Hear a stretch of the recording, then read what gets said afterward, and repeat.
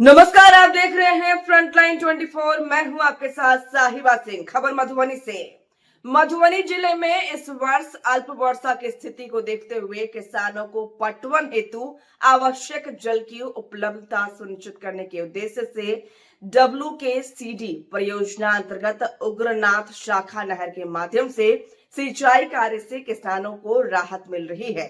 जिलाधिकारी आनंद शर्मा के निर्देशानुसार संबंधित विभागों के समन्वय से नहरों की साफ सफाई एवं जल प्रवाह में आने वाली सभी अवरोधों को हटाया गया है, जिससे पानी का निर्बाध प्रवाह अंतिम छोर तक पहुंच सके। इस पहल से विशेष रूप से उन क्षेत्रों के किसानों को लाभ मिल रहा है जहां वर्षा की कमी के कारण धान की रोपनी एवं अन्य कृषि कार्य बाधित हो रहे थे।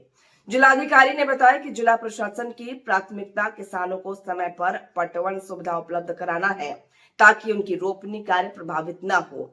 नहर के माध्यम से जल प्रवाह की नियमित निगरानी की जा रही है और स्थानीय अधिकारियों को दिशा निर्देश दिया गया है कि वे ग्रामीण क्षेत्रों में भ्रमण कर यह सुनिश्चित करें कि किसानों को सिंचाई जल समुचित मात्रा में उपलब्ध हो।